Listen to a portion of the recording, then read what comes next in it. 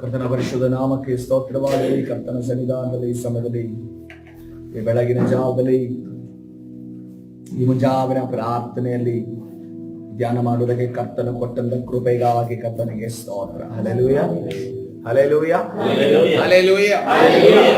ನಾವು ದೇವರ ವಾಕ್ಯವನ್ನು ಧ್ಯಾನ ಮಾಡಿ ಜಕರ್ಯ 10ನೇ 3 ಮತ್ತು 4 ವಚನಗಳು, ಅದರಲ್ಲಿ 4ನೇ ವಚನದಲ್ಲಿ ಇರುವಂತಹ ಒಂದು ಭಾಗವನ್ನ, ಕೊನೆಯ ಭಾಗವನ್ನು ನಾವು ಧ್ಯಾನ ಮಾಡಿ ಹೋಗ್ತಾ ಇದ್ದೇವೆ. ಅಂತೂ ಆ ವಂಶದೊಳಗಿಂದ ಸಕಲ ಅಧಿಕಾರಿಗಳು ಉಂಟಾಗುವರು. ಹಲ್ಲೆಲೂಯಾ. ಕರ್ತನ ಪರಿಶುದ್ಧ ನಾಮಕ್ಕೆ ಸ್ತೋತ್ರವಾಗಲಿ. ಕರ್ತನ ಸನ್ನಿಧಾನದಲ್ಲಿ ಈ ಒಂದು ಆ ವಂಶದಿಂದ, ಅಂದ್ರೆ ಯಹೂದ ವಂಶದಿಂದ ಅಧಿಕಾರಿಗಳು ಉಂಟಾಗುವುದನ್ನು ನಾವು ನೋಡ್ತೇವೆ. ಅಲ್ಲಿ ಆಕ್ಚುಲ್ ಆಗಿ ಏನಂತ ಬರೀಬೇಕಾಗಿತ್ತು, ಏನಂತ ಬರೀಬೇಕಾಗಿತ್ತು, ಅಧಿಕಾರಿ ಉಂಟಾಗುವನು ಅಂತ ಅನ್ಕೊಂಡು ಬರೀಬೇಕಾಗಿತ್ತು. ಅಧಿಕಾರಿ ಉಂಟಾಗುವನು ಎಂದು ಬರೆಯಬೇಕಾಗಿತ್ತು. ಯಾಕೆ ಅಧಿಕಾರಿಗಳು ಎಂದು ಬರೆಯುತ್ತಿದೆ, ಅಥವಾ ಅಧಿಕಾರಿಯ ವಿಚಾರವಾಗಿ ಯಾಕೆಲ್ಲಿ ಬಂತು? ಅಧಿಕಾರಿ ಎಂದು ನೋಡುವಾಗ ಆತನಿಗೆ ಒಂದು ಗೌರವ ಇರುತ್ತೆ, ಆತನಿಗೆ ಒಂದು ಆಳುವಂತ ಸ್ಥಳ, ಆಳುವಂತ ಜನ, ಆಳುವಂತ ಸ್ಥಳ, ಆಳುವಂತ ಜನರನ್ನ ಈ ಅಧಿಕಾರಿ ಹೊಂದಿರ್ತಾನೆ. ಆ ಅಧಿಕಾರಿಯ ವಿಚಾರವಾಗಿ ಹಳೆ ಒಡಂಬಡಿಕೆಯಲ್ಲಿ ಯೆಶಾಯನ ಪ್ರವಾದನೆ ಗ್ರಂಥ 9ನೇ ಅಧ್ಯಾಯ 6ನೇ ಅಧ್ಯಾಯ 6-7 ವಚನಗಳನ್ನು ನೋಡುವಾಗ ಯಾವ ಅಧಿಕಾರದ ಬಗ್ಗೆ ಅಲ್ಲಿ ಹೇಳಲ್ಪಟ್ಟಿದೆ? ಪ್ರವಾದನೆ, ಯೆಶಾಯ ಪ್ರವಾದನೆ ಗ್ರಂಥ 9ನೇ ಅಧ್ಯಾಯ 6ನೇ ವಚನ, ಒಂದು ಮಗು ನಮಗಾಗಿ ಹುಟ್ಟಿದೆ ಅಷ್ಟೇ, ವರದ ಮಗನು ನಮಗೆ ದೊರೆತನು, ಆಡಳಿತವು ಅವನ ಬಾಹುವಿನ ಮೇಲಿರುವುದು ಎಂದು ನಾವು ನೋಡ್ತೇವೆ. ಹಲ್ಲೆಲೂಯಾ. ಕರ್ತನ ಪರಿಶುದ್ಧ ನಾಮಕ್ಕೆ ಸ್ತೋತ್ರವಾಗಲಿ. ಈ ಯೆಶಾಯ ಪ್ರವಾದಿ ಯೇಸುವಿನ ಜನನದ ವಿಚಾರವಾಗಿ ಪ್ರವಾದನೆಯನ್ನು ನುಡಿತಿದ್ದಾನೆ. ಎಷ್ಟೋ ವರ್ಷಗಳ ಹಿಂದೆ ಮುಂದೆ ನಡೆಯುವಂತ ವಿಚಾರವನ್ನ ಪ್ರವಾದನೆಯನ್ನು ನುಡಿತಾ ಇದ್ದಾನೆ. ಅದನ್ನು ಒಂದು ಮಗು ನಮಗೆ ಹುಟ್ಟಿದೆಯಷ್ಟೇ, ಅದನ್ನು ಯಾರಾಗಿದ್ದಾನೆ? ಅದನ್ನು ವರದ ಮಗನಾಗಿದ್ದಾನಂತೆ. ಅದನ್ನು ನಮಗೆ ದೊರೆತನು, ಆಡಳಿತವನ್ನ ದೇವರು ಯಾರ ಮೇಲೆ ಇಟ್ಟಿದೆ? ಆ ಶಿಶುವಿನ ಮೇಲೆ ಇಟ್ಟನೆಂದು ನಾವು ನೋಡ್ತೇವೆ. ಹಲ್ಲೆಲೂಯಾ. ಆ ಶಿಶು ಬೇರೆ ಯಾರು ಅಲ್ಲ, ನಮ್ಮ ಕ್ರಿಸ್ತನೇ ಆಗಿದ್ದಾನೆ. ಹಲ್ಲೆಲೂಯಾ. ಎಷ್ಟು ವರ್ಷಗಳ ಹಿಂದೆ ನುಡಿದಿರುವಂತ ಪ್ರವಾದನೆಯ ಮಾತು ನೆರವೇರದನ್ನ ನೋಡ್ತೇವೆ. ಆತನ ಮೇಲೆ ಏನಿದೆ? ಆಡಳಿತವು ಅವನ ಬಾಹುವಿನ ಮೇಲೆ. ಸಮಸ್ತವನ್ನ ತಂದೆ ಯೇಸು ಕ್ರಿಸ್ತನು ಹೇಳ್ತಾನೆ, ಸಮಸ್ತವನ್ನ ತಂದೆ ನನ್ನ ಮನೆಗೆ ಅಧಿಕಾರ ಕೊಟ್ಟಿದ್ದಾನೆ. ಹಲ್ಲೆಲೂಯಾ. ಯೇಸು ಕ್ರಿಸ್ತನ ಹೇಳ್ತಾ ಇದ್ದಾನೆ, ಯೇಸು ಕ್ರಿಸ್ತನ ಮೇಲೆ ಎಲ್ಲ ಸಮಸ್ತ ಅಧಿಕಾರವನ್ನ ಕೊಟ್ಟಿದ್ದಾನೆ. ಆತನಿಗೆ ಮಾಡುವಂತ ಆ ಅಧಿಕಾರದ ಸ್ಪೆಷಲ್ ಟೈಟಲ್ಗಳು ಏನು ನೋಡುವಾಗ, ಅದ್ಭುತ ಸ್ವರೂಪನು, ಆಲೋಚನಾ ಕರ್ತನು, ಪರಾಕ್ರಮಿಯಾದ ದೇವರು, ನಿತ್ಯನಾದ ತಂದೆ, ಸಮಾಧಾನದ ಪ್ರಭು ಎಂಬು ಅವನ ಹೆಸರು. ಹಲ್ಲೆಲೂಯಾ. ಕರ್ತನ ಪರಿಶುದ್ಧ ನಾಮಕ್ಕೆ ಸ್ತೋತ್ರವಾಗಲಿ. ನಾವು ಬಹಳ ಡೆಸಿಗ್ನೇಷನ್ ಗಳನ್ನ ನಮ್ಮ ಜೀವಿತದಲ್ಲಿ ನೋಡಿದ್ದೇವೆ. ಪ್ರೆಸಿಡೆಂಟ್ ಆಗಿರಬಹುದು, CM ಆಗಿರಬಹುದು, DCM ಆಗಿರಬಹುದು, ಬೇರೆ ಎಲ್ಲ ಮಿನಿಸ್ಟರ್ಸ್ ಗಳಾಗಿರಬಹುದು, ಬೇರೆ ಎಲ್ಲ ಅಧಿಕಾರಿಗಳು. ಆದ್ರೆ ಈತನ ಮೇಲಿರುವಂತ ಡೆಸಿಗ್ನೇಷನ್ ಏನಂತ ನೋಡುವಾಗ, ಇದರ ಮೇಲೆ ಯಾವ ಡೆಸಿಗ್ನೇಷನ್ ಇಲ್ಲ. ಹಲ್ಲೆಲೂಯಾ. ಇದನ್ನ ಮೀರಿಸುವಂತ ಯಾವ ಡೆಸಿಗ್ನೇಷನ್ ಇಲ್ಲ, ಇದರ ಮುಂದೆ ನಿಲ್ಲುವಂತ ಯಾವ ಡೆಸಿಗ್ನೇಷನ್ ಇಲ್ಲ, ಇದರ ಮುಂದೆ ನಿಲ್ಲುವಂತ ಯಾವ ಅಧಿಕಾರಿ ಇಲ್ಲ. ಅದಕ್ಕೋಸ್ಕರ ಆತನ ಬಗ್ಗೆ ಅಲ್ಲಿ ಬರೆಯಲ್ಪಟ್ಟಿದೆ, ಆತನ ಅದ್ಭುತ ಸ್ವರೂಪನು, ಆಲೋಚನಾ ಕರ್ತನು, ಪರಾಕ್ರಮಿಯಾದ ದೇವರು, ನಿತ್ಯನಾದ ತಂದೆ, ಸಮಾಧಾನದ ಪ್ರಭು. ಹಲ್ಲೆಲೂಯಾ. ಕರ್ತನ ಪರಿಶುದ್ಧ ನಾಮಕ್ಕೆ ಸ್ತೋತ್ರವಾಗಲಿ. ಈತನ ಆಳುವುದಕ್ಕೆ ಹೊರಟರೆ ಯಾವ ರೀತಿಯ ಆಳ್ವಿಕೆ ನಡೆಸ್ತಾರೆ ಎಂದು ನೋಡುವಾಗ 7ನೇ ವಚನ, ಅವನ ಮುಖಾಂತರ ದಾವೀದನ ಸಿಂಹಾಸನದ ಆಡಳಿತವು ಅಭಿವೃದ್ಧಿಯಾಗುವುದು. ಹಲ್ಲೆಲೂಯಾ. ಇಲ್ಲಿ ದಾವೀದನನ್ನು ಏನಕ್ಕೆ ಮುಂದೆ ತರ್ತಾರೆ ಅಂದ್ರೆ, ಆ ದಾವೀದನು ಒಬ್ಬ ಅಭಿಷಕ್ತನಾಗಿದ್ದನು. ಅದೇ ರೀತಿಯಲ್ಲಿ ದಾವೀದನು ತನ್ನ ದೇವರ ಹೃದಯಕ್ಕೆ ಹತ್ತಿರದಲ್ಲಿ ನಡೆದಂತ ವ್ಯಕ್ತಿ ಆಗಿದ್ದಾನೆ. ಆತನ ಹೆಸರನ್ನ ಮುಂದೆ ಇಟ್ಟು ಕರ್ತನೆ ಹೇಳ್ತಾ ಇದ್ರೆ, ಆಡಳಿತವು ಅಭಿವೃದ್ಧಿ ಆಗೋದು, ಅವರ ಆಡಳಿತ ಅಭಿವೃದ್ಧಿ ಆಗೋದು. ದೇವರ ಹೃದಯಕ್ಕೆ ಹತ್ತಿರವಿದ್ದವರ ಆಡಳಿತವು, ಕುಟುಂಬವು, ಅದೇ ರೀತಿಯಲ್ಲಿ ಅವರ ಒಂದು ಉದ್ಯೋಗದ ಸ್ಥಳದಲ್ಲಿ ದೇವರ ಅಭಿವೃದ್ಧಿ ಪಡಿಸುವಾತನಾಗಿದ್ದಾನೆ. ಹಲ್ಲೆಲೂಯಾ. ಎಷ್ಟು ಜನ ನಂಬಿಕೆ ಇದೆ? ನನ್ನ ದೇವರು, ನಾನು ದೇವರ ಹತ್ತಿರ ಇರೋದಾದ್ರೆ ನನ್ನ ಕುಟುಂಬವನ್ನು ನನ್ನ ದೇವರ ಅಭಿವೃದ್ಧಿ ಪಡಿಸುತ್ತಾನೆ. ಹಲ್ಲೆಲೂಯಾ. ನಮಗೆ ಒಂದೇ ಒಂದು ಕೆಲಸ ಬಾಕಿ ಇರೋದು, ದೇವರ ಹೃದಯಕ್ಕೆ ಹತ್ತಿರವಾಗಬೇಕು. ಹಲ್ಲೆಲೂಯಾ. ಹತ್ತಿರವಾಗುವ ಮಾರ್ಗವನ್ನು ಹುಡುಕಬೇಕಾಗಿದೆ. ಯಾವ್ಯಾವ ತಡೆಗಳಿದಾವೆ, ಅದನ್ನ ಮುಳ್ಳುಗಳಿದಾವೆ, ಎಲ್ಲವನ್ನ ತೆಗೆದು ಹಾಕಬೇಕಾಗಿದೆ. ತೆಗೆದು ಹಾಕಿ ಮುಂದೆ ಹೋಗಬೇಕಾಗಿದೆ. ದಾವೀದನ ರಾಜ್ಯದಲ್ಲಿ ನಿತ್ಯ ಸಮಾಧಾನವಿರುವುದು. ಹಲ್ಲೆಲೂಯಾ. ದಾವೀದನ ರಾಜ್ಯದಲ್ಲಿ ನೋಡುವಾಗ, ದಾವೀದನ ಆಳುತ್ತಿರುವಂತಹ ಇಸ್ರೇಲ್ ದೇಶದಲ್ಲಿ ಸಮಾಧಾನವನ್ನ ಸ್ಥಾಪಿಸುವುದಕ್ಕೆ ಯಾರು ಬರ್ತಾನೆ? ಈ ವರದ ಮಗನು ಬರ್ತಾನೆ. ಹಲ್ಲೆಲೂಯಾ. ಅದೇ ರೀತಿಯಲ್ಲಿ ರಾಜ್ಯವು ಇಂದಿನಿಂದ ಯಾವಾಗಲೂ ನೀತಿ ನ್ಯಾಯಗಳ ಮೂಲಕ ಸ್ಥಾಪಿತವಾಗಿ ಸ್ಥಿರಗೊಳ್ಳುವುದು. ಆ ರಾಜ್ಯವು ಯಾವ ರೀತಿ ಅಂದರೆ ನೀತಿ ನ್ಯಾಯಗಳ ಮೂಲಕ ಸ್ಥಾಪಿತವಾಗುವುದು. ಒಂದನ್ನು ನಾವು ಅರ್ಥ ಮಾಡಿಕೋಬೇಕು, ಕರ್ತನಲ್ಲಿ ಅನ್ಯಾಯ ಇಲ್ಲ, ಕರ್ತನಲ್ಲಿ ಮೋಸ ಇಲ್ಲ, ಕರ್ತನಲ್ಲಿ ಯಾವುದೇ ಹುಡುಕಿಲ್ಲ. ನಾವು ಅನೇಕ ಬಾರಿ ಯೇಸು ಕ್ರಿಸ್ತನ ದೈವತ್ವದ ಬಗ್ಗೆ ನಮ್ಗೆ ಡೌಟ್ ಬರುತ್ತೆ. ಕರ್ತನ ಯಾಕೆ ಹಿಂಗ್ ಮಾಡ್ದ? ಯಾಕೆ ನನಗೆ ಅನ್ಯಾಯ ಮಾಡ್ದ? ಯಾಕೆ ನನಗೆ ದ್ರೋಹ ಮಾಡ್ದ? ಯಾಕೆ ಈ ಕಷ್ಟದಲ್ಲಿ ಒಳಪಡಿಸಿದ? ಯಾಕೆ ಈ ವೇದನೆ ನನಗೆ ಬಂತು? ಯಾಕೆ ನನ್ನ ಜೀವಿತದಲ್ಲಿ ಈ ಘಟನೆಗಳು ನಡೆದವು? ಯಾಕೆ ನಾನು ಅಸಹಾಯಕಳಾಗಿ ಬಿದ್ದಿದ್ದೇನೆ? ಯಾಕೆ ನಾನು ಬಲಹೀನಳಾಗಿ ಬಿದ್ದಿದ್ದೇನೆ? ದೇವರು ಅನ್ಯಾಯಸ್ಥನ ಸ್ಥಾನದಲ್ಲಿ ನಾವು ದೇವರನ್ನ ನಿಲ್ಲಿಸ್ತೇವೆ. ಆದ್ರೆ ಇವತ್ತಿನ ದಿವಸ ಕರ್ತನ ಹೇಳ್ತಾ ಇದ್ದಾನೆ, ನಾನೆಂದಿಗೂ ಅನ್ಯಾಯಸ್ಥನಲ್ಲ. ಹಲ್ಲೆಲೂಯಾ. ನಾನು ನ್ಯಾಯವನ್ನ ಸ್ಥಾಪಿಸುವ ದೇವರಾಗಿದ್ದೇನೆ. ಹಲ್ಲೆಲೂಯಾ. ಇವತ್ತಿನ ದಿವಸ ಅನೇಕ ಕೋರ್ಟ್ಗಳಲ್ಲಿ ಅನ್ಯಾಯದ ತೀರ್ಪುಗಳು ಬರ್ತವೆ, ಆದರೆ ಕರ್ತನ ಕೋರ್ಟ್ ಅಲ್ಲಿ ಎಂದಿಗೂ ಕೂಡ ಅನ್ಯಾಯದ ತೀರ್ಪು ಬರೋದಿಲ್ಲ. ಅದು ನ್ಯಾಯದ ತೀರ್ಪಾಗಿದೆ. ಹಲ್ಲೆಲೂಯಾ. ಆದ್ರೆ ಅನ್ಯಾಯವನ್ನ ನುಡಿಯುವಂತ ಬಾಯಿಗಳಲ್ಲಿ ನ್ಯಾಯವನ್ನ ನುಡಿಸುವ ದೇವರು ನಮ್ಮ ದೇವರಾಗಿದ್ದಾನೆ. ಹಲ್ಲೆಲೂಯಾ.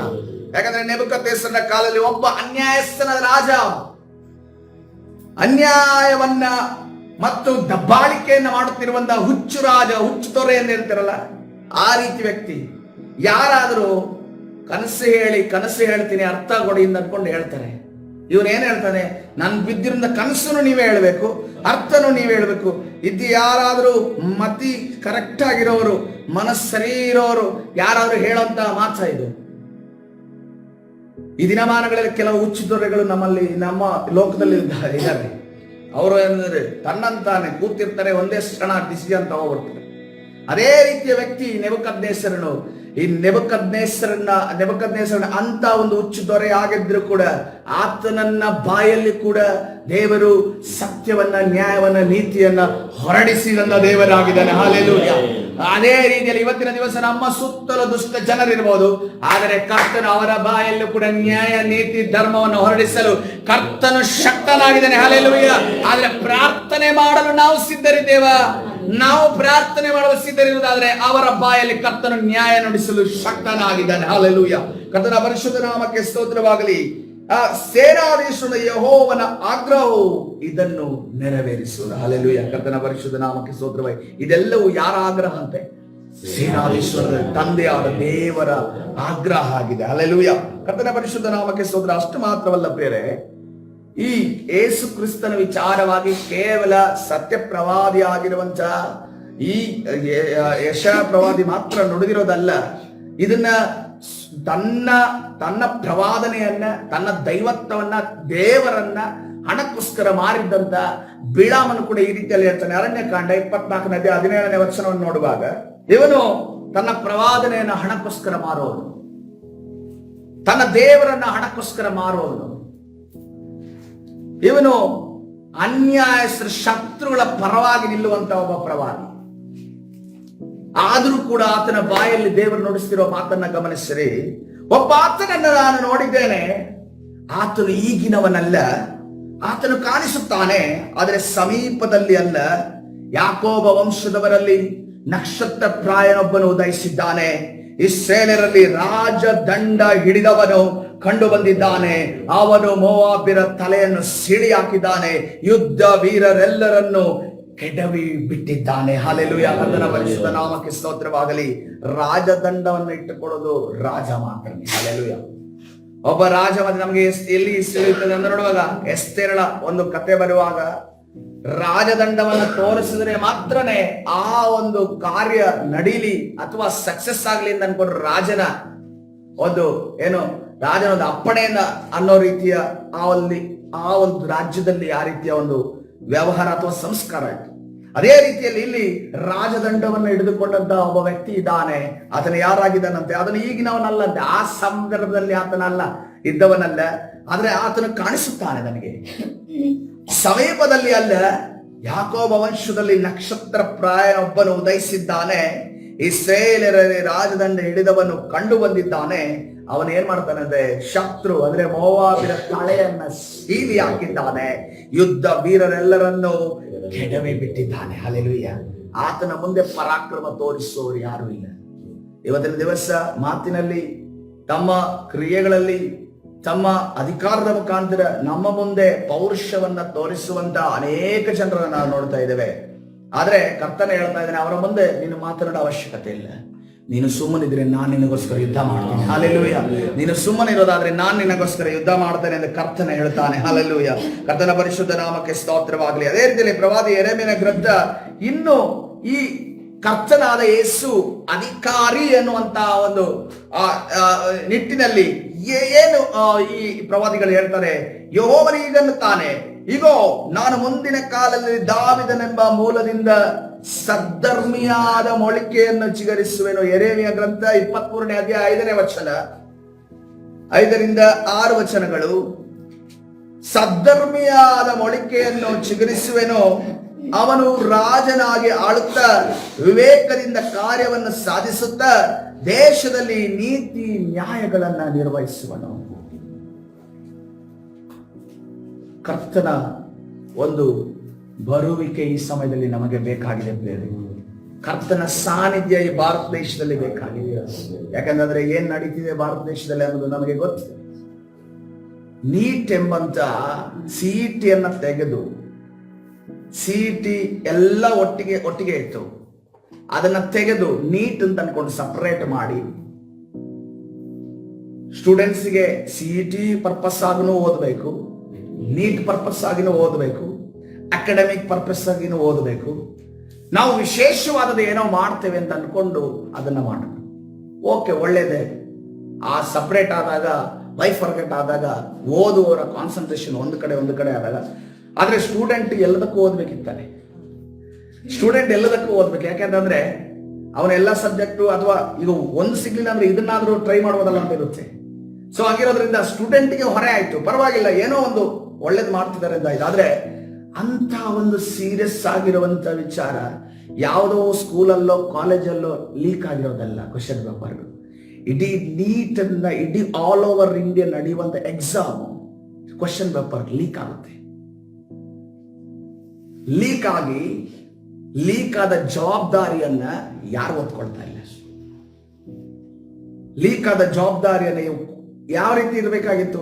ಮಿನಿಟ್ ಅಲ್ಲಿ, ಆ ನಡೆದಂತ ಮಿನಿಟ್ ಅಲ್ಲಿ ರಾಜೀನಾಮೆಯ ಒಂದು ಶಬ್ದ ಕೇಳಬೇಕಾಗಿತ್ತು, ಅಥವಾ ಸರ್ಕಾರನೇ ಆ ವ್ಯಕ್ತಿಯನ್ನು ವಜಾ ಮಾಡಬೇಕಾಗಿತ್ತು. ಅದರಿಂದ ಯಾರೆಲ್ಲ ಇದ್ದಾರೋ ವಜಾ ಮಾಡಬೇಕು. ಆದ್ರೆ ವಜಾನೂ ಆಗ್ಲಿಲ್ಲ, ರಾಜೀನಾಮೆನೇ ಆಗಲಿಲ್ಲ. ಈಗಲೂ ಕೂಡ ಪೋಸ್ಟಲ್ಲಿ ನಿಂತು ಬೀದಿಯಲ್ಲಿ ಸ್ಟೂಡೆಂಟ್ಸ್ಗಳಿದ್ದಾರೆ. ಡಾಕ್ಟರ್ಗಳಾಗಿ ತಮ್ಮ ಭವಿಷ್ಯವನ್ನು ರೂಪಿಸಿಕೊಡಬೇಕಾಗಿರುವಂತ ಸ್ಟೂಡೆಂಟ್ಸ್ಗಳು ಇವತ್ತಿನ ದಿವಸ ಬೀದಿಯಲ್ಲಿ ನಿಂತಿದ್ದಾರೆ ಬೇರೆ. ನಮ್ಮ ಕೃಪೆ ಏನು ಅಂತಂದ್ರೆ, ನಮ್ಮ ಸ್ಟೂಡೆಂಟ್ಸ್ ಯಾವ ನೀಟು ಈ ಥರದ್ದೆಲ್ಲ ಹೋಗೋದಕ್ಕಿಂತ ಮುಂಚೆ ದೇವರ ಕೃಪೆಯಿಂದ ಎಲ್ಲನೂ ಸೇಫ್ ಆಗಿ ಅವರವರ ಡಿಗ್ರಿಗೆ ಸೇರಿಸ್ಕೊಬಿಟ್ರು. ಹಲ್ಲೆಲೂಯ. ಒಂದು ವೇಳೆ ಈಗ ಯಾರಾದರೂ ಈ ಲೀಕ್ ಮಧ್ಯದಲ್ಲಿ ಸಿಕ್ಕಾಕೊಂಡಿದ್ದರೆ ನಮ್ಮ ಪ್ರಾರ್ಥನೆ ರಿಕ್ವೆಸ್ಟ್ ಅದು ಆಗ್ತಾ ಇತ್ತು. ಆದ್ರೆ ನಾವು ಇವತ್ತಿನ ದಿವಸ ನಮ್ಮ ಸಭೆಯಲ್ಲಿ ಒಬ್ಬ ಇಲ್ವಲ್ಲ ಅಂತ ಅನ್ಕೊಂಡು ಪ್ರಾರ್ಥನೆ ಮಾಡೋದು ಸುಮ್ಮನೆ ಇರೋದಿಲ್ಲ. ನಾವು ಪ್ರಾರ್ಥನೆ ಮಾಡ್ಲಿಕ್ಕೆ ಹೋಗ್ತಾ ಇದ್ದೇವೆ ಪ್ರಿಯರೇ. ಹಲ್ಲೆಲೂಯ. ಈ ಭಾರತ ದೇಶದಲ್ಲಿ ನ್ಯಾಯ, ನೀತಿ, ಧರ್ಮ ಬರಬೇಕು. ಹಲ್ಲೆಲೂಯ. ಯಾಕಂದ್ರೆ ನ್ಯಾಯ, ನೀತಿ, ಧರ್ಮ ಈ ಒಂದು ಭಾರತ ದೇಶದಲ್ಲಿ ಅಳಿಸಿ ಹೋಗಿದೆ. ಯಾರು ಕೂಡ ರೆಸ್ಪಾನ್ಸಿಬಿಲಿಟಿ, ಯಾರು ಕೂಡ ಬೇಜವಾಬ್ದಾರಿತನದಿಂದ ಮಾತನಾಡುವಂತ ಈ ಒಂದು ಭಾರತ ದೇಶದಲ್ಲಿ ಕರ್ತನು ನ್ಯಾಯವನ್ನ ಸ್ಥಾಪಿಸಬೇಕಾಗಿದೆ. ಹಲ್ಲೆಲೂಯ. ಇದನ್ನ ನಾವು ವಿಶ್ವಾಸಿಗಳು ಚಿಂತೆ ಮಾಡಬೇಕಾಗಿದೆ, ನಾವು ಸೇವಕರು ಚಿಂತೆ ಮಾಡಬೇಕಾಗಿದೆ. ಇದಕ್ಕೋಸ್ಕರ ಮೊಣಕಾಲೂರಿ ಪ್ರಾರ್ಥನೆ ಮಾಡಬೇಕಾಗಿದೆ. ಹಲ್ಲೆಲೂಯ. ಹಾಲೆಲೂಯ. ಯಾಕಂತಂದ್ರೆ ನ್ಯಾಯವನ್ನ ಸ್ಥಾಪಿಸುವ ನಮ್ಮ ಕರ್ತನಾಗಿದ್ದಾನೆ. ಹಾಲೆಲೂಯ. ಓ ಯೆಹೋಶುವನ ಯುದ್ಧ ಮಾಡಬೇಕಾದ್ರೆ ಮೋಶೆ ಪ್ರಾರ್ಥನೆ ಮಾಡ್ತಾ ಇದ್ದಾನೆ. ಇವತ್ತಿನ ದಿವಸ ಅವರು ಪ್ರೊಟೆಸ್ಟ್ ಮಾಡ್ತಾ ಇದ್ದಾರೆ. ಪ್ರೊಟೆಸ್ಟ್ ಮಾಡುವಂತ ಶಕ್ತಿ, ಸಾಮರ್ಥ್ಯ, ಆಲೋಚನೆ ನಮ್ಮಲ್ಲಿ ಇಲ್ಲ. ಆದ್ರೆ ಪ್ರಾರ್ಥನೆ ಮಾಡುವಂತ ಆಲೋಚನೆ ನಮ್ಮಲ್ಲಿದೆ. ಕರ್ತನ ಸನ್ನಿಧಾನದಲ್ಲಿ ಮೊಣಕಾಲೂರಿ ಪ್ರಾರ್ಥನೆ ಮಾಡುವಾಗ ಈ ಭಾರತ ದೇಶದ ಆಡಳಿತದ ಮೇಲೆ ಕರ್ತನ ಆಡಳಿತ ಇಳಿದು ಬರಲಿಕ್ಕಿದೆ. ಹಾಲೆಲೂಯ. ಕರ್ತನ ಪರಿಶುದ್ಧ ನಾಮಕ್ಕೆ ಸ್ತೋತ್ರವನ್ನು ನಾನು ನಂಬುತ್ತೇನೆ ಪ್ರಿಯರೇ. ಕರ್ತನು ಈ ಸಾರಿ ಒಂದು ಡಿಫರೆನ್ಸ್ ಅನ್ನ ಭಾರತ ದೇಶದಲ್ಲಿ ತರ್ತಾನೆ. ಹಾಲೆಲೂಯ. ಒಳ ಮುಖವಾಡ ಹಾಕಿಕೊಂಡು ಹೋಗುತ್ತಿದ್ದ ವ್ಯಕ್ತಿಯ ಆ ಸತ್ಯಕತೆಯನ್ನ ಕರ್ತನು ಹೊರಗಡೆ ತರ್ತಾನೆ. ಅದಕ್ಕಾಗಿ ದೇವರಿಗೆ ಸ್ತೋತ್ರ. ಹಾಲೆಲೂಯ. ಕರ್ತನ ಪರಿಶುದ್ಧ ನಾಮಕ್ಕೆ ಸ್ತೋತ್ರವಾಗಲಿ. ಅದರ ಅಧಿಕಾರ, ಆತನ ಒಂದು ಸಾಮರ್ಥ್ಯ ಕೇವಲ ಯುದ್ಧ ವೀರರ ಮೇತ್ರ ಮಾತ್ರವಲ್ಲ. ಫಿಲಿಪ್ಪಿ 2:9 ವಚನವನ್ನು ನೋಡುವಾಗ, ಫಿಲಿಪ್ಪಿ 2:9 ವಚನವನ್ನು ನೋಡುವಾಗ, ಈ ಕಾರಣದಿಂದ ದೇವರು ಆತನನ್ನು ಅತ್ಯುನ್ನತ ಸ್ಥಾನಕ್ಕೆ ಏರಿಸಿ ಎಲ್ಲಾ ಹೆಸರುಗಳಿಗಿಂತ ಶ್ರೇಷ್ಠವಾದ ಹೆಸರನ್ನು ಆತನಿಗೆ ದಯಪಾಲಿಸಿದ್ದಾನೆ. ಆದುದರಿಂದ ಸ್ವರ್ಗ, ಮರ್ತ್ಯ, ಪಾತಾಳದಲ್ಲಿರುವವರೆಲ್ಲರೂ ಯೇಸುವಿನ ಹೆಸರಿನಲ್ಲಿ ಅಡ್ಡ ಬಿದ್ದು ಯೇಸು ಕ್ರಿಸ್ತನನ್ನು ಒಡೆಯನೆಂದು ಪ್ರತಿಜ್ಞೆ ಮಾಡಿ ತಂದೆಯಾದ ದೇವರಿಗೆ ಘನವನ್ನ ಸಲ್ಲಿಸುವರು. ಹಾಲೆಲೂಯ. ಅದರ ಆಳ್ವಿಕೆ ಈ ಲೋಕದಲ್ಲಿ ಯುದ್ಧ ವೀರರ ಮೇಲೆ ಮಾತ್ರವಲ್ಲ, ಅದರ ಏನಂದ್ರೆ ಸ್ವರ್ಗ, ಮರ್ತ್ಯ, ಪಾತಾಳ. ಹಾಲೆಲೂಯ. ಆತನು ಸ್ವರ್ಗದಲ್ಲಿಯೂ ಆತನು ಅಧಿಕಾರಿಯಾಗಿದ್ದಾನೆ, ಈ ಲೋಕದಲ್ಲೂ ಆತನು ಅಧಿಕಾರಿಯಾಗಿದ್ದಾನೆ, ಪಾತಾಳದಲ್ಲೂ ಕೂಡ ಆತನು ಅಧಿಕಾರಿಯಾಗಿದ್ದಾನೆ. ಹಾಲೆಲೂಯ. ಈ ದಿವಸ ಆ ಸ್ವರ್ಗ, ಮರ್ತ್ಯ, ಪಾತಾಳದ ಅಧಿಕಾರಿಯಾಗಿರುವಂತ ಯೇಸು ಕ್ರಿಸ್ತನನ್ನ ಸ್ತುತಿಸುವುದಕ್ಕೆ, ಆತನನ್ನ ಕೊಂಡಾಡುವುದಕ್ಕೆ ಎಷ್ಟು ಜನ ಬಯಸುತ್ತಾರೆ? ಹಾಲೆಲೂಯ. Thank you Jesus. ಕರ್ತನ ಪರಿಶುದ್ಧ ನಾಮಕ್ಕೆ ಸ್ತೋತ್ರವಾಗಲಿ. ಕರ್ತನು ಆತನು ಸ್ವರ್ಗ, ಮರ್ತ್ಯ, ಪಾತಾಳದಲ್ಲಿ ಅದನ್ನು ಅಧಿಕಾರಿಯಾಗಿದ್ದಾನೆ. ಆತನನ್ನು ಹೊರತುಪಡಿಸಿ ಏನು ನಡೀತಾ ಇಲ್ಲ. ಕರ್ತನ ಹೇಳ್ತಾ ಇದ್ದಾನೆ, ನಿನ್ನ ತಲೆಯಿಂದ ಒಂದು ಕೂದಲು ಕೆಳಗಡೆ ಬೀಳಬೇಕು ಅಂತಂದ್ರೆ ಯಾರ ಪರ್ಮಿಷನ್ ಬೇಕಂತೆ? ಆತನ ಪರ್ಮಿಷನ್ ಬೇಕು. ಹಾಲೆಲೂಯ. ಸಲೂನಲ್ಲಿ 1000 ಗಟ್ಟಲೆ ಕೂದಲು ಬೀಳುತ್ತೆ. ಹೆಂಗಸರದು ಅಷ್ಟೊಂದು ಇಲ್ಲ. ನಾವು ತಿಂಗಳ 2 ತಿಂಗಳಿಗೊಮ್ಮೆ 1 ತಿಂಗಳಿಗೊಮ್ಮೆ ಹೋಗ್ತೀವಿ. 1000 ಗಟ್ಟಲೆ ಬೀಳುತ್ತೆ. ಇನ್ನು ಏನಂತಂದ್ರೆ ನಿಮ್ದಾದ್ರೂ ಎಣ್ಣೆ ಹಾಕೋದಿಲ್ಲ, ಅದು ಉದುರು ಬೀಳುತ್ತೆ, ಬಿದ್ದದ್ದೇನಾದ್ರು ಕಾಣುತ್ತೆ. ನಂದು ಬಿದ್ದಿದ್ದು ಕಾಣೋದಿಲ್ಲ, ಯಾಕಂದ್ರೆ ಎಣ್ಣೆ ಹಾಕ್ತೀನಿ ನಾನು ಚೆನ್ನಾಗಿ. ಸೊ ಹಂಗಿರೋದ್ರಿಂದ ಅದರಲ್ಲಿ ಎಷ್ಟು ಗುಂಪಾಗಿ ಬೀಳುತ್ತೆ ನನಗೆ ಗೊತ್ತಿಲ್ಲ. ಆದ್ರೆ ಅದು ಬೀಳಬೇಕಾದ್ರೂ ಕೂಡ ಕರ್ತನ ಹೇಳ್ತಾ ಇದ್ದಾನೆ, ನನ್ನ ಅಪ್ಪಣೆ ಇರಬೇಕು. ಹಾಲೆಲೂಯ. ಕರ್ತನ ಸನ್ನಿಧಾನದಲ್ಲಿ ಈ ದಿವಸ ಬೇರೆ ನಮಗೆ ಏನಾದರೂ ಒಂದು ದಾಟಿ ನಮ್ಮನ್ನ ಆಕ್ರಮಣ ಮಾಡಬೇಕು ಅಂತಂದ್ರೆ ಕರ್ತನ ಹೇಳ್ತಾ ಇದ್ದಾನೆ, ಅದು ಮೊದಲು ಯಾರು ದಾಟಬೇಕು? ನನ್ನ ಹತ್ರ ಪರ್ಮಿಷನ್ ಕೇಳಿ ಮುಂದೆ ಹೋಗ್ಬೇಕು. ಹಾಲೆಲೂಯ. ಯೋಬನನ್ನ ಸೈತಾನನ ಮುಟ್ಟಬೇಕಾದ್ರೆ ಯಾರು ಪರ್ಮಿಷನ್ ಕೇಳಬೇಕಾಗಿತ್ತು? ದೇವರ ಪರ್ಮಿಷನ್ ಕೇಳಬೇಕಾಗಿತ್ತು. ಪಾತಾಳದಲ್ಲಿ ಬೀಳಬೇಕಾಗಿರೋನು ಹೋಗಿ ಪರಲೋಕದಲ್ಲಿ ಪರ್ಮಿಷನ್ ಕೇಳ್ತಾನೆ, ನಾನು ಯೋಬನನ್ನ ಮುಟ್ಲ ಅಂತ ಅನ್ಕೊಂಡೆ. ನಾವು ಅಂದ್ಕೊಂಡಿದೀವಿ ಅವನ ಪಾವರ್ ಅಂತ ಅನ್ಕೊಂಡಿದೀವಿ. ಸೈತಾನ ಅನ್ನೋದು ಅದು ಪಾವರ್ ಅಲ್ಲ, ಅದು ಸೈತಾನ ಅಸಹಾಯಕತೆ. ಹಲ್ಲೆಲೂಯ. ಸೈತಾನನ ಅಸಹಾಯಕತೆ ಏನಂತಂದ್ರೆ ಏನಂತ ಹೇಳ್ತಾ ಇದ್ದಾನೆ? ಆತನ ಒಂದು ಲಿಮಿಟ್, ಆ ಅಧಿಕಾರದ ಲಿಮಿಟ್ ಅನ್ನ ಆತನ ಹೇಳ್ತಾ ಇದ್ದಾರೆ. ಏನಂತ ಹೇಳ್ತಾ ಇದ್ದಾನೆ? ನೀನು ಬೆಂಕಿ ಮೇಲೆ ಹಾಕಿದೆಯಲ್ಲ ಯೋಗನ ಸುತ್ತು, ನಾನು ಹೇಗೆ ಮುಟ್ಲಿ? ನಾನು ಹೇಗೆ ಅವನಿಗೆ ನಾಶನ ತರಲಿ? ನಾನು ಹೇಗೆ ಅವನ ರೋಗದಲ್ಲಿ ಬಾಧಿಸಲಿ ಅಂತ ಅನ್ಕೊಂಡು ಅವನ ಬಲಹೀನತೆಯನ್ನ ಸೈತಾನನು ಅಲ್ಲಿ 1ನೇ ಅಧ್ಯಾಯದಲ್ಲಿ ಹೇಳ್ತಾನೆ. ಹಲ್ಲೆಲೂಯ. ಇವತ್ತಿನ ದಿವಸ ನಮ್ಮ ವಿಚಾರವಾಗಿಯೂ ಕೂಡ ಕರ್ತನು ಸೈತಾನನ ಬಲಹೀನವಾಗಿ ಇಟ್ಟಿದ್ದಾನೆ. ಪ್ರಿಯರೇ, ನಾವು ಸೈತಾನ ಶಕ್ತಿಗಳ ವಿಚಾರವಾಗಿ ನಾವು ಭಯ ಪಡುವಂತ ಅವಶ್ಯಕತೆ ಇಲ್ಲ. ನಾ ಭಯವನ್ನ ತೆಗೆದು ಹಾಕೋಣ. ಕರ್ತನ ಭಯವನ್ನ ಹೊಂದಿದವರಾಗಿ ನಾವು ಯಾವಾಗ ದೇವರಿಗೆ ನಡೀತೇವೋ ಆ ಬಲಹೀನನಾದ ಸೈತಾನನನ್ನ ಸೋಲಿಸುವುದಕ್ಕೆ ಕರ್ತನು ನಮ್ಮನ್ನ ಶಕ್ತರನ್ನಾಗಿ ಮಾಡ್ತಾನೆ. ಹಲ್ಲೆಲೂಯ. ಯಾಕಂತಂದ್ರೆ ನಾವು ವಿಶ್ವಾಸಿಗಳು ಇತ್ತೀಚೆಗೆ ಏನಂತಂದ್ರೆ ಬಹಳ ಸೈತಾನ್ಗಳ ವಿಚಾರವಾಗಿ ಮಾತಾಡೋದಾಗಿದೆ. ಸೈತಾನ್ಗಳ ವಿಚಾರವಾಗಿ ಆ ಸೈತಾನ ಹಂಗ್ ಮಾಡ್ದ, ಸೈತಾನ ಹಿಂಗ್ ಮಾಡ್ದ, ಅವರಲ್ಲಿ ಸೈತಾನ ಇದೆ, ಇವರಲ್ಲಿ ಸೈತಾನ ಇದೆ, ಸೈತಾನ ಹಿಂಗ್ ಮಾತಾಡ್ದ, ಸೈತಾನ ಹಿಂಗ್ ಕಿವಿಗೆ ಹೇಳ್ದ, ಸೈತಾನ ಹಿಂಗ್ ಮನಸ್ಸಲ್ಲಿ ಆಲೋಚನೆ ಕೊಟ್ಟ. ಇದನ್ನೇ ಡಿಸ್ಕಷನ್ ನಾವು ಜಾಸ್ತಿ ಮಾಡ್ತೇವೆ. ಹೌದು, ಅವ್ನು ಮಾತಾಡ್ದ, ಅವ್ನ ಕೆಲಸ, ಅವ್ನು 24 hours ಅಂತಾನೆ ಕೆಲಸ ಮಾಡೋದು. ಆದ್ರೆ ನಾವೇನಂತಂದ್ರೆ ದೇವರ ಮಾತನ್ನು ಕೇಳುವವರಾಗೋಣ. ಹಲ್ಲೆಲೂಯ. ಹಲ್ಲೆಲೂಯ. ನಿನ್ನ ಜೊತೆ ಇವತ್ತಿನ ದಿವಸ ದೇವರ ಮಾತನಾಡುವುದಾಗಲಿ, ದೇವರಿನ ಬಾಯ ಮುಖಾಂತರ ಮಾತನಾಡುವುದಾಗಲಿ, ದೇವರ ನಿನ್ನ ಮಧ್ಯದಲ್ಲಿ ಇಳಿದು ಬರ, ದೇವರ ಸಾನ್ನಿಧ್ಯ ನಿನ್ನ ಮಧ್ಯದಲ್ಲಿ ಇಳಿದು ಬರುವುದಾಗಲಿ. ಹಲ್ಲೆಲೂಯ. ಕರ್ತನ ಪರಿಶುದ್ಧ ನಾಮಕ್ಕೆ ಸ್ತೋತ್ರವಾಗಲಿ. ಪ್ರಕಟಣೆ ಪುಸ್ತಕ 7ನೇ ಅಧ್ಯಾಯ 17ನೇ ಅಧ್ಯಾಯ 14ನೇ ವಚನವನ್ನು ನೋಡುವಾಗ ಕೇವಲ ಆತನು ಮಾತ್ರ ಅಧಿಕಾರಿಯಾಗಿ ನಿಲ್ಲೋದಿಲ್ಲ, ಅಲ್ಲಿ ಅಧಿಕಾರಿಗಳು ನನ್ಕೊಂಡು ಹೇಳಲ್ಪಟ್ಟಿದೆ. ಅಧಿಕಾರಿಗಳು ನನ್ಕೊಂಡು ಹೇಳಿದ ಮೇಲೆ ಆತನು ಮಾತ್ರ ಅಧಿಕಾರಿಯಾಗಿ ಕೂರುವಲ್ಲ, ಆತನು ತನ್ನ ಜೊತೆ ಯಾರನ್ನು ಕೂರಿಸ್ತಾನಂತೆ? ನಮ್ಮನ್ನ ಕೂರಿಸ್ತಾನೆ. ಹಲ್ಲೆಲೂಯಾ. ಸೈತಾನನ ಮುಂದೆ ಯಾರನ್ನ ನೀನು ಹಿಂಸಿಸಿದೆಯೋ, ಯಾರನ್ನ ನೀನು ಬಾಧಿಸಿದೆಯೋ, ಯಾರಿಗೆ ನೀನು ಕಷ್ಟ ಕೊಟ್ಟೆಯೋ, ನನ್ನ ನಿಮಿತ್ತವಾಗಿ ಅವರು ಅಷ್ಟು ಹೋರಾಟವನ್ನು ನಡೆಸಿದ್ರು, ಅವರನ್ನ ನಿನ್ನ ಮುಂದೆ ನಾನು ಸಿಂಹಾಸನದಲ್ಲಿ ಕೂರಿಸ್ತೇನೆ ಕರ್ತನೆ ಹೇಳಿದ್ದೇನೆ. ಅವರು ಯಜ್ಞದ ಕುರಿಯಾದದರ ಮೇಲೆ ಯುದ್ಧ ಮಾಡುವರು. ಪ್ರಕಟಣೆ ಪುಸ್ತಕ 17ನೇ ಅಧ್ಯಾಯ 14ನೇ ವಚನ. ಆದರೆ ಆತನು ಕರ್ತನು ರಾಜಾದಿ ರಾಜನು ಆಗಿರುವುದರಿಂದ ಅವರನ್ನು ಜಯಿಸುವನು ಮತ್ತು ದೇವರು ಕರೆದವರು, ದೇವರಾದುಕೊಂಡವರು, ನಂಬಿಗಸ್ತರು ಆಗಿರುವ ಆತನ ಕಡೆಯವರು ಆ ಜಯದಲ್ಲಿ ಪಾಲುಗಾರರಾಗುವರು. Hallelujah, hallelujah. ಈಗಿನ ಜಯ, ಈಗಿನ ಸೆಲೆಬ್ರೇಷನ್ ಅಲ್ಲ ಪ್ರಿಯರೇ, ಕೊನೆಯ ಸೆಲೆಬ್ರೇಷನ್ ಇದೆಯಲ್ಲ, ಅದೇ ದೊಡ್ಡ ಸೆಲೆಬ್ರೇಷನ್ ಆಗಿದೆ. ಹಲ್ಲೆಲೂಯಾ.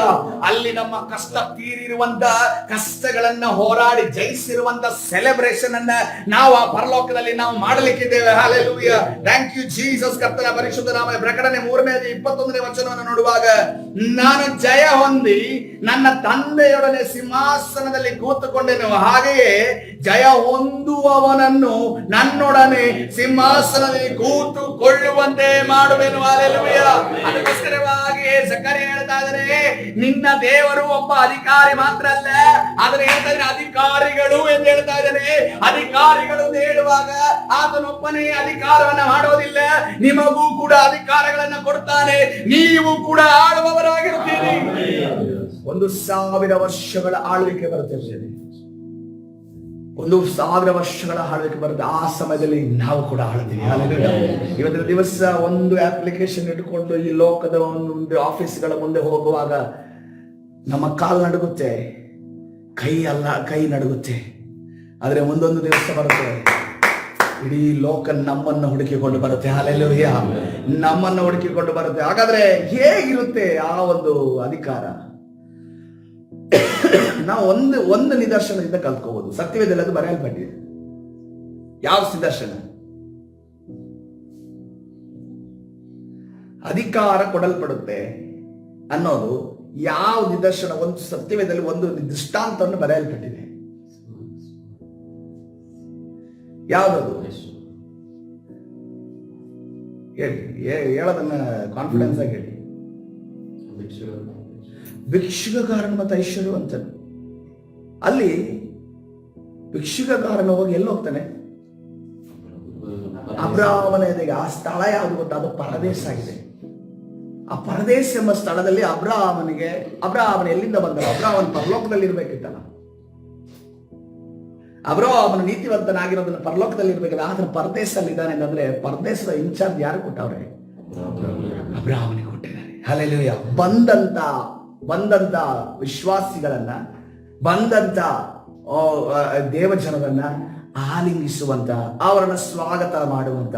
ನಮಗೆ ಸ್ವಾಗತ ಮಾಡೋದು ಅಲ್ಲಿ ಮಾತ್ರ ಗೊತ್ತಾಗ್ತಿದೆ, ಅವನ ಆಲಿಂಗಿಸುವುದನ್ನ ಮಾತ್ರ ಗೊತ್ತಾಗ್ತದೆ, ಎದೆಗೆ ಅಪ್ಪಿಕೊಳ್ಳೋದ ಮಾತ್ರ. ಮತ್ತೆ ಏನು ಅಲ್ಲಿ ಬರೋದಿಲ್ಲ.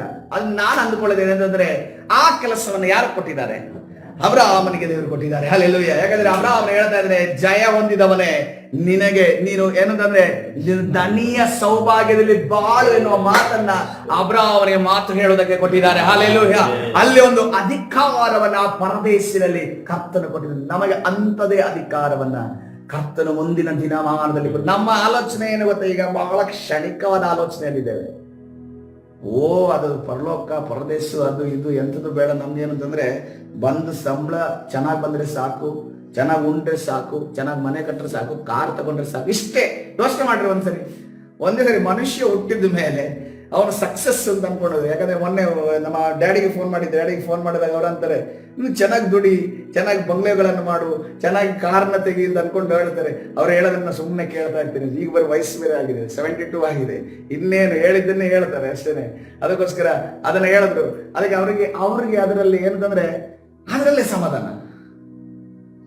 ಬಂಗ್ಲೆಗಳನ್ನು ನೋಡಿ ಡಮ್ ಅಂದ್ರೆ ಅಲ್ಲೇ ಸಮಾಧಾನ ಅಷ್ಟೇ. ಕಟ್ಟಿ ಮುಗಿದ್ರೆ ಸಾಕು ಅನ್ನೋ ರೀತಿಯಲ್ಲಿ ಅದರಲ್ಲಿ ಹೋಗಿ ಸಂತೋಷವಾಗಿ ಜೀವಿಸಬೇಕು, ಸಮಾಧಾನ ಇರಬೇಕು ಅಂತಿಲ್ಲ. ಅವರಿಗಿಂತ ಆ ಬಂಗ್ಲೆಗಳಲ್ಲಿ ಜೀವಿಸೋದಕ್ಕಿಂತ, ಸಮಾಧಾನಕ್ಕಿಂತ ಗುಡಿಸಿನಲ್ಲಿ ಜೀವಿಸ್ತಾನಲ್ಲ, ಅವನಲ್ಲಿ ಸಮಾಧಾನ ಇರುತ್ತೆ. ಯಾಕಂದ್ರೆ ಅವನಿಗೆ ಟೆನ್ಷನ್ ಇಲ್ಲ. ಯಾಕಂದ್ರೆ ಯಾರು ಬಂದ್ರು, ಏನ್ ಬಂದ್ರು, ಏನ್ ಮಾಡಿದ್ರು, ಟ್ಯಾಕ್ಸ್ ಇಲ್ಲ, ಎಂತದಿಲ್ಲ. ಗುಡಿಸಿನಲ್ಲಿ ಜೀವಿಸಿ ಇವತ್ತು ಎಬ್ಸಿದ್ರ ಇನ್ನೊಂದು ಕಡೆ ಹೋಗಿ ಗುಡಿಸ್ಲಾಗ್ತಾನೆ. ಆ ರೀತಿಯಲ್ಲಿ ಅವನು ಜೀವಿಸ್ತಾ ಇದ್ದಾನೆ. ಸೊ ನೋಡ್ರಿ, ನಮ್ಮ ಮೆಂಟಾಲಿಟಿಯನ್ನು ನಾವು ಬದಲಾವಣೆ ಮಾಡ್ಬೇಕು. ನಮಗೆ ಸಫಿಷಿಯಂಟ್ ಆಗಿ ದೇವ್ರು ಕೊಟ್ಟಿದ್ದಾರ, ಅನುಭವಿಸೋಣ. ಜಾಸ್ತಿ ಇದೆಯಾ, ಯಾರಿಗಾದ್ರೂ ಸಹಾಯ ಇರೋರಿಗೆ ಕೊಡುವವರಾಗೋಣ ಪ್ರಿಯರೇ. ಹಲ್ಲೆಲೂಯಾ. ನಾವು ಯಾವಾಗ ಇನ್ನೊಬ್ಬರಿಗೆ ನಾವು ಕೊಡ್ತೇವೋ, ಕರ್ತನು ನಮ್ಮ ತಲೆಮಾರುಗಳನ್ನು ಆಶೀರ್ವಾದ ಮಾಡ್ತಾರೆ. ಎಂದಿಗೂ ಕೈ ಬಿಡೋದಿಲ್ಲ, ಎಂದಿಗೂ ಕೈ ಬಿಡೋದಿಲ್ಲ. ಕರ್ತನ ಪರಿಶುದ್ಧ ನಾಮಕ್ಕೆ ಸ್ತೋತ್ರವಾಗಲಿ. ಸತ್ಯವೇದದಲ್ಲಿ ಒಬ್ಬ ಅಧಿಕಾರಿಯ ಬಗ್ಗೆ ಹೇಳಿ ಮುಗಿಸಿ ನಾನು ಸಂದೇಶವನ್ನು ಮುಗಿಸ್ತೇನೆ. ಒಬ್ಬ ಅಧಿಕಾರಿಯ ವಿಚಾರವಾಗಿ ಹೇಳಲ್ಪಟ್ಟಿದೆ. ಆ ಅಧಿಕಾರಿ ಯಾರಾಗಿದ್ದಾನೆ? ಅವನು ಮೊದಲನೇದಾಗಿ ಯವನಸ್ಥ, ಇನ್ನೊಂದು ಕಡೆ ಅಧಿಕಾರಿ, ಮೂರನೇದವನು ಐಶ್ವರ್ಯವಂತ. ಇದಕ್ಕಿಂತ ಇನ್ನೇನ್ ಬೇಕು ಅಂತ ಅನ್ಕೊಂಡು ಲೋಕದಲ್ಲಿ ಕೇಳ್ತಾರೆ. ಇದಕ್ಕಿಂತ ಇನ್ನೇನು ಬೇಕು? ಒಂದೇ ಏನಂತಂದ್ರೆ ಹೆಂಡತಿ ಮಕ್ಕಳಿಲ್ಲ ಅಷ್ಟೇ. ಅದನ್ನು ಇತ್ತೋ ಇಲ್ಲೋ ಅಂತ ಅನ್ಕೊಂಡು ಸತ್ಯವೇದದಲ್ಲಿ ಬರೆಯಲ್ಪಟ್ಟಿಲ್ಲ. ಟೋಟಲ್ ಅವನು ಒಬ್ಬನೇ ಬರ್ತಾ ಇದ್ದಾನೆ ಯೇಸು ಕ್ರಿಸ್ತನ ಬಳಿ. ಒಬ್ಬೊಂದು ಅಧಿಕಾರಿ, ಒಂದು ಯವನಸ್ಥ, ಐಶ್ವರ್ಯವಂತ. ಎಲ್ಲ ತನ್ನ ಚಿಕ್ಕ ವಯಸ್ಸಿನಲ್ಲೇ ಇದನ್ನ ಅನುಭವ ಮಾಡ್ತಾ ಇದ್ದಾನೆ. ಅವನು ಬಂದು ಕೇಳ್ತಿರೋದ ಮಾತೇನಂತಂದ್ರೆ, ಒಳ್ಳೆ ಬೋಧಕನೇ, ನಾನು ನಿತ್ಯ ಜೀವಕ್ಕೆ ಬಾಧ್ಯಸ್ಥನಾಗಬೇಕಾದರೆ ನಾನು ಏನು ಮಾಡಬೇಕೆಂದು ಆತನನ್ನು ಕೇಳಲಾಗಿ ಈ ಅಧಿಕಾರಿ ಯಾವ ಅಧಿಕಾರಿಯ ಬಳಿ ಬರ್ತಾ ಇದ್ದಾನೆ? ಸಾರ್ವಭೌಮತ್ವವುಳ್ಳಂತ ಅಧಿಕಾರಿಯ ಬಳಿ ಬರ್ತಾ ಇದ್ದೇನೆ. ಹಲ್ಲೆಲೂಯಾ. ಈ ಲೋಕದ ಮೇಲೆ, ಸಮಸ್ತದ ಮೇಲೆ ಅಧಿಕಾರಿಯಾಗಿರುವಂತ ಯೇಸುವಿನ ಬಳಿಗೆ ಬರ್ತಾ ಇದ್ದಾರೆ. ಆದ್ರೆ ಆ ಅಧಿಕಾರಿ ತನ್ನ ಐಶ್ವರ್ಯವನ್ನ ಬಿಟ್ಟು, ತನ್ನ ಸಾಮರ್ಥ್ಯವನ್ನ ಬಿಟ್ಟು, ತನ್ನ ಸಂಪೂರ್ಣ ದೈವತ್ವವನ್ನ ಬಿಟ್ಟು, ಪೂರ್ಣ ಮನುಷ್ಯನು, ಪೂರ್ಣ ದೇವರು ಆಗಿ ಎಲ್ಲಿ ಇಳಿದು ಬಂದಿದ್ದಾನೆ? ನರಾವತಾರ ಎತ್ತಿ ಈ ಲೋಕಕ್ಕೆ ಬಂದಿದ್ದಾನೆ. ಆತನು ಕೇವಲ ಒಂದು ಬಟ್ಟೆಯನ್ನ, ಲಿನೆನ್ ಬಟ್ಟೆಯನ್ನ ಹಾಕಿಕೊಂಡು ನಿಂತಿದ್ದಾನೆ. ಅದನ್ನ ಯಾವುದೇ ರೀತಿಯಲ್ಲಿ ವಿಜೃಂಭಣೆ ಬಟ್ಟೆ, ಕೋಟು, ಸುಟ್ಟು, ಬೂಟುಗಳನ್ನು ಹಾಕಿ ನಿಂತಿಲ್ಲ. ಆ ಅಧಿಕಾರಿ ತನ್ನ ಶುಭ್ರವಾದ ವಸ್ತ್ರವನ್ನು ಧರಿಸಿಕೊಂಡು ಯವನಸ್ಥನು, ಅದೇ ರೀತಿಯಲ್ಲಿ ಐಶ್ವರ್ಯವಂತನು, ಅದೇ ರೀತಿಯಲ್ಲಿ ಅದನ್ನು ಅಧಿಕಾರಿಗಳು, ಯವನಸ್ಥನು, ಐಶ್ವರ್ಯವಂತ ಯಾವ ರೀತಿ ಡ್ರೆಸ್ ಹಾಕೊಂಡಾಗಿರ್ಬೋದು ಅಂತ ಆಲೋಚನೆ ಮಾಡಿ. ಅವನು ಟಿಪ್ ಟಾಪ್ ಆಗಿ ಬಂದಿರ್ಬೋದು. ಕೂತಿರೋವನು ಸರ್ವಲೋಕಕ್ಕೆ ನ್ಯಾಯ ತೀರಿಸುವಂತ ಅಧಿಕಾರಿ. ಆದ್ರೆ ಮುಂದೆ ನಿಂತಿರುವವನು ಯಾವುದೋ ಒಂದು ಪೋಸ್ಟ್ ನ ಅಧಿಕಾರಿ. ಆತನು ಬಂದು ಕೇಳ್ತಾ ಇದ್ದಾನೆ, ನನಗೆ ನಿತ್ಯ ಜೀವಕ್ಕೆ ಬಾಧ್ಯಸ್ಥನಾಗಬೇಕಾದ್ರೆ ಏನು ಮಾಡಬೇಕೆಂದು ಆತನನ್ನು ಕೇಳಲಾಗಿ ಏನಂತೇಳಿ, ಒಳ್ಳೆ ಬೋಧಕನೇ ಅನ್ಕೊಂಡು ಫಸ್ಟ್ ಅವನಿಗೆ ಖುಷಿ ಪಡಿಸ್ತಾ ಇದ್ದಾನೆ. ಈ ಏನಂತಂದ್ರೆ, ಕೆಲಸ ಆಗ್ಬೇಕು ಅಂತಂದ್ರೆ ಈಗಿನ ದಿನಮಾನದಲ್ಲಿ ಅಧಿಕಾರಿಗಳನ್ನ ನಾವು ಎಷ್ಟು ಕೀಳಾಗಿ ನೋಡ್ತಿದೀವಿ ಅಂದ್ರೆ, ನಾವೇನ್ ಮಾಡಿ ರೆಸ್ಪೆಕ್ಟ್ ಕೊಡ್ತೀವಿ ಅಂತಂದ್ರು, ಬಟ್ ಅಧಿಕಾರಿಗಳು ಯಾವ ರೀತಿಯಲ್ಲಿ ಕೀಳು ಮಟ್ಟದಲ್ಲಿ ಇದ್ದಾರೆ ಅಂದ್ರೆ, ಬಿಸ್ಕಿಟ್ ಹಾಕಿದ್ರೆ ಸಾಕು ಮಾಡ್ಕೊಡ್ತಾರೆ. ಕೆಲವರು ಹೇಳಿದ್ರೆ ಮಿಕ್ಸರ್ ಹಾಕಿದ್ರೆ ಸಾಕು ಮಾಡ್ಕೊಡ್ತಾರೆ ಅನ್ನೋ ರೀತಿಯಲ್ಲಿ. ಹಾಗಾದ್ರೆ ಎಷ್ಟು ಚೀಪ್ ಆದ್ರೆ ನೋಡ್ರಿ ಅಧಿಕಾರಿಗಳು, ಎಷ್ಟು ಚೀಪ್ ಆಗಿ ಇವತ್ತಿನ ದಿವಸದಲ್ಲಿ ಕೆಲಸ ಮಾಡ್ತಾ ಇದ್ದಾರೆ. ಅದೇ ರೀತಿಯಲ್ಲಿ ಆತನು ಹೇಳ್ತಾ ಇದ್ದಾನೆ, ನನ್ನನ್ನು ಒಳ್ಳೆಯವನೆಂದು ಯಾಕೆ ಹೇಳುತ್ತಿ? ನನ್ಗೆ ಯಾಕೆ ಬಿಸ್ಕಿಟ್ ಆಗ್ತಿದ್ಯಪ್ಪ? ನನ್ಗೆ ಯಾಕೆ ಮಿಕ್ಸರ್ ಆಗ್ತಿದ್ಯಾ? ನಾನು ಯಾವ ಮಿಕ್ಸರ್ಗೂ ಯಾವ ಬಿಸ್ಕಿಟ್ಗೂ ಬಗ್ಗೋನಲ್ಲ. ನಾನು ಯಾವ ನಿನ್ನ ಟಿಪ್ ಟಾಪ್ ಆಗಿ ಬಂದಿರುವ ನಿನ್ನ ಡ್ರೆಸ್ಗೂ, ನಿನ್ನ ಐಶ್ವರ್ಯಕ್ಕೂ, ನಿನ್ನ ಅಧಿಕಾರಕ್ಕೂ ಬಗ್ಗೋನಲ್ಲ. ಯಾಕಂದ್ರೆ ಇದನ್ನ ನಾನೇ ನಿನಗೆ ಕೊಟ್ಟಿದ್ದು, ಇದನ್ನ ನಾನೇ ನಿನಗೆ ಕೊಟ್ಟಿದ್ದು. ನನ್ನ ಮುಂದೆ ನೀನು ಹೇಳ್ತಾ ಇದೀಯಾ, ನಿನ್ನ ಅಧಿಕಾರದ ವಿಚಾರವಾಗಿ, ನಿನ್ನ ಐಶ್ವರ್ಯದ ವಿಚಾರವಾಗಿ, ನಿನ್ನ ಒಂದು ಯವನದ ವಿಚಾರವಾಗಿ ನನಗೆ ಹೇಳ್ತಾ ಇದೀಯ. ನಾನೇ ನಿನಗೆ ಕೊಟ್ಟಿದ್ದಲ್ಲ ಇದು. ಯವನದ ವಿಚಾರವಾಗಿ ನೋಡೋದಾದ್ರೆ ನೋಡ್ರಿ, ಯೇಸು ಕ್ರಿಸ್ತನ 30ನೇ ವಯಸ್ಸಿನಲ್ಲಿ ಆ ಶಿಲುಬೆಯಲ್ಲಿ ಗಂಟಾನ ಗಟ್ಲೆ ನಿಂತು ಸಾಯಿಸಿದಾನಂತಂದ್ರೆ, ಅಂತ ಯವನಸ್ಥನನ್ನು ನಾವು ಎಲ್ಲೂ ಕಂಡುಹಿಡಿಯೋದಕ್ಕೆ ಸಾಧ್ಯ ಇಲ್ಲ. ಹಲ್ಲೆಲೂಯಾ. ಎಷ್ಟೇ ಒಂದು ಏಟು ಬಿದ್ದಾಗ ಸಾಯುವಂತ ಯವನಸ್ಥರನ್ನ ನೋಡಿ. ಎಷ್ಟೇ ಕೆಲವು ಬಾಕ್ಸರ್ಸ್ ಗಳನ್ನಾಗಿರ್ಬೋದು, ಬಾಕ್ಸಿಂಗ್ ಗಳ ಏಟು ಬಿದ್ದಾಗ ಒಂದು ಸ್ವಲ್ಪ ಸಮಯ ಆದ ನಂತರ ಅವರು ಸತ್ತೋಗ್ತಾರೆ ಅಥವಾ ಕೊಲೆಪ್ಸ್ ಆಗ್ತಾರೆ. ಆದ್ರೆ ನಮ್ಮ ಯೇಸು 3 ಗಂಟೆಗಳ ಕಾಲ ಬೇರೆ ಅಂತ ಯವನಸ್ಥನನ್ನು ಈ ಲೋಕದಲ್ಲಿ ನಾವು ನೋಡಿದ್ದೇವೆ. 3 ಗಂಟೆಗಳ ಕಾಲ ಶಿಲುಬೆಯ ಆ ಒಂದು ಮೊಳೆಯಲ್ಲಿ ತೂಗಲ್ಪಟ್ಟಂತ ಯವನಸ್ಥನನ್ನ 33ನೇ ವಯಸ್ಸಿನ ಯೇಸುವನ್ನ ನೋಡಿದ್ದೀರಾ ಪ್ರಿಯರೇ? ಹಲ್ಲೆಲೂಯಾ.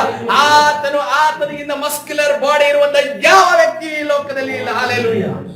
ಆತನಿಂದ ಸಹಿಸಿಕೊಳ್ಳುವಂತ ವ್ಯಕ್ತಿ ಯಾರೂ ಇಲ್ಲ. ಯಾವ ಜಿಮ್ ವ್ಯಕ್ತಿ, ಯಾವ ಕರಾಟೆ ವ್ಯಕ್ತಿ ಕೂಡ ಅದನ್ನ ಸಹಿಸುವುದಕ್ಕೆ ಸಾಧ್ಯ ಇಲ್ಲ. ಹಲ್ಲೆಲೂಯಾ. ಯಾಕಂದ್ರೆ ಅಂತ ವೇದನೆ ಆತ್ಮಿಕವಾಗಿಯೂ ಶಾರೀರಿಕವಾಗಿಯೂ ಯೇಸು ಅನುಭವಿಸಿದನು.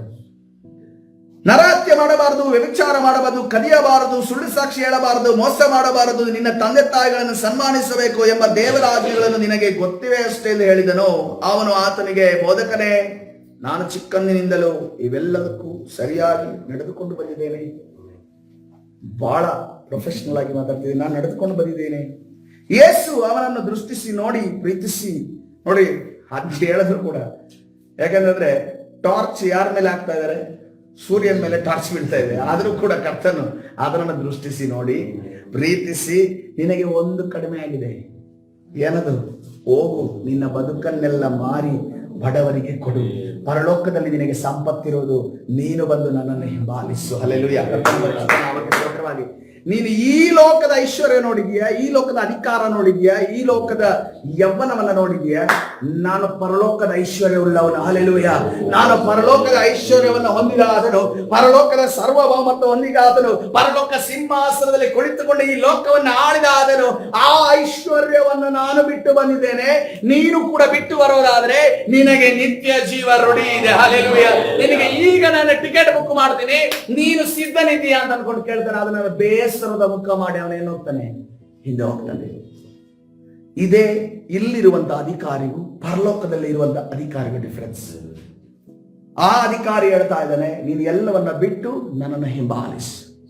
ಆದ್ರೆ ಈ ಲೋಕದ ಅಧಿಕಾರಿ ಹೇಳ್ತಾ ಇದ್ದಾರೆ, ಎಲ್ಲವನ್ನ ಸಂಪಾದನೆ ಎಲ್ಲ ಅದನ್ನ ಕಬಳಿಸಿಕೊ, ಚೆನ್ನಾಗಿ ಕೊಬ್ಬಿಸಿಕೊ, ಯಾವನದಲ್ಲಿ ಮಜಾ ಮಾಡು ಅಂದ್ಕೊಂಡು ಈ ಲೋಕ ಹೇಳ್ತದೆ. ಆದ್ರೆ ಕರ್ತನ ಹೇಳ್ತಾ ಇದ್ದಾನೆ, ಎಲ್ಲವನ್ನ ಬಿಟ್ಟು ಬಿಡು, ಎಲ್ಲವನ್ನ ಬಿಟ್ಟು ಬಿಡು ಅನ್ನೋದನ್ನ ಕರ್ತನ ಹೇಳ್ತಾ ಇದ್ದಾನೆ. ಕರ್ತನ ಪರಿಶುದ್ಧ ನಾಮಕ. ಆದ್ರೆ ಲಾಸ್ಟ್ಗೆ ಒಂದು ಕರ್ತನ ಹೇಳ್ತಾನೆ 23ನೇ ವಚನದಲ್ಲಿ, ಆಗ ಯೇಸು ಸುತ್ತಲೂ ನೋಡಿ ತನ್ನ ಶಿಷ್ಯರಿಗೆ, ಧನವಂತರು ದೇವರ ರಾಜ್ಯದಲ್ಲಿ ಸೇರುವುದು ಎಷ್ಟೋ ಕಷ್ಟ. ಯಾಕಂದ್ರೆ ಅವರಿಗೆ ಅವರ ಒಂದು ಹಣದ ಮದವನ್ನ ಬಿಟ್ಟುಕೊಡೋದಕ್ಕೆ, ಹಣವನ್ನ ಬಿಡೋದಕ್ಕಿಂತ ಆ ಹಣದ ಮದವನ್ನ ಬಿಟ್ಟುಕೊಳ್ಳೋದಕ್ಕೆ ಅವರಿಗೆ ಕಷ್ಟ. ಶಿಷ್ಯರು ಆತನ ಮಾತುಗಳನ್ನು ಕೇಳಿ ಬೆರಗಾದರು. ಯೇಸು ತಿರುಗಿ ಅವರಿಗೆ, ಮಕ್ಕಳಿರ, ದೇವರ ರಾಜ್ಯದಲ್ಲಿ ಸೇರುವುದು ಎಷ್ಟೋ ಕಷ್ಟ. ಐಶ್ವರ್ಯವಂತನು ದೇವರ ರಾಜ್ಯದಲ್ಲಿ ಸೇರುವುದಕ್ಕಿಂತ ಒಂಟೆಯ ಸೂಜಿ ಕಣ್ಣಿನಲ್ಲಿ ನುಗ್ಗಿ ಹೋಗುವುದು ಸುಲಭ. ಈ ಒಂಟೆಯ ಸೂಜಿಯ ಕಣ್ಣು ನಿಮಗೆಲ್ಲರೂ ಗೊತ್ತಿರಬಹುದು. ಇಸ್ರೇಲ್ ಅಲ್ಲಿ ಅದರ ಬಗ್ಗೆ ಎಕ್ಸ್ಪ್ಲೇನ್ ಮಾಡಿ ನಾನು ಅದನ್ನು ಮುಟ್ಟುವುದಕ್ಕೆ ಹೋಗೋದಿಲ್ಲ. ಈ ಮಾತಿಗೆ ಅವರು ಇನ್ನಷ್ಟಾಶ್ಚರ್ಯಪಟ್ಟು ಯಾರಿಗೆ ರಕ್ಷಣೆ ಆದಿತ್ತು ಎಂದು ತಮ್ಮೊಳಗೆ ಮಾತು. ಯೇಸು ಅವರನ್ನು ದೃಷ್ಟಿಸಿ ನೋಡಿ, ಇದು ಮನುಷ್ಯರಿಗೆ ಅಸಾಧ್ಯ ಬರೆಯರೆ. ಒಂದು ವೇಳೆ ಶ್ರೀಮಂತನ ರಕ್ಷಣೆ ಆಗಿ ಬಂದ ಅಂತ ತಿಳ್ಕೊ, ಆದ್ರೆ ಅವನಿಗೆ ಅದು ಅಸಾಧ್ಯ. ಅವನು ಎಲ್ಲವನ್ನ ಬಿಟ್ಟು ದೇವರ ಕಡೆ ತಿರುಗೋದಾದ್ರೆ ದೇವರಿಗೆ ಎಲ್ಲವೂ ಸಾಧ್ಯ, ದೇವರಿಗೆ ಎಲ್ಲವೂ ಸಾಧ್ಯವೇ ಎಂದು ಕರ್ತನೆ ಹೇಳಿದ್ದಾನೆ. ಪೇತ್ರನು ಆತನಿಗೆ, ಈಗೋ ನಾವು ಎಲ್ಲ ಬಿಟ್ಟು ಬಂದಿದ್ದೇವಲ್ಲ. ನಾನು ಮನೆಯಲ್ಲಿ ಅತ್ತೆ ಬಿಟ್ಟು ಬಂದಿದ್ದೀನಿ, ಸಮುದ್ರದ ಮೀನು ಬಿಟ್ಟು ಬಂದಿದ್ದೀನಿ, ನನ್ನ ಬಲೆ ಬಿಟ್ಟು ಬಂದಿದ್ದೀನಿ, ಬೋಟ್ ಬಿಟ್ಟು ಬಂದಿದ್ದೀನಿ, ನನ್ನ ಮನೆ ಬಿಟ್ಟು ಬಂದಿದ್ದೀನಿ. ಎಷ್ಟೋ ಕಾಲ ಆಯ್ತು ನನ್ನ ಹೆಂಡತಿ ಮಕ್ಕಳನ್ನು ನೋಡಿ ಅಂದ್ಕೊಂಡು ಪೇತ್ರನು ಹೇಳ್ತಾನೆ, ನಿಮಗೆ ಸತ್ಯವೇಳದೆ ಹೇಳ್ತೇನೆ, ಯಾವನು ನನ್ನ ನಿಮಿತ್ತವು, ಸುವಾರ್ತೆಯ ನಿಮಿತ್ತವು ಮನೆಯನ್ನಾಗಲಿ, ಅಣ್ಣ ತಮ್ಮಂದಿರ ಅಕ್ಕ ತಂಗಿಯರನ್ನಾಗಲಿ, ತಾಯಿಯನ್ನಾಗಲಿ, ತಂದೆಯನ್ನಾಗಲಿ, ಮಕ್ಕಳನ್ನಾಗಲಿ, ಭೂಮಿಯನ್ನಾಗಲಿ ಬಿಟ್ಟಿರೋನು, ಅವನಿಗೆ ಈಗಿನ ಕಾಲದಲ್ಲಿ ಮನೆ, ಅಣ್ಣ ತಮ್ಮ, ಅಕ್ಕ ತಂಗಿ, ತಾಯಿ, ಮಕ್ಕಳು, ಭೂಮಿ ಇವೆಲ್ಲವೂ ಹಿಂಸೆಗಳು ಸಹಿತವಾಗಿ 100ರಷ್ಟು ಸಿಕ್ಕೇ ಸಿಕ್ಕುತ್ತವೆ ಮತ್ತು ಮುಂದಣ ಲೋಕದಲ್ಲಿ ನಿತ್ಯ ಜೀವವೂ ದೊರೆಯುವುದು. ಹಾಲೆಲೂಯಾ.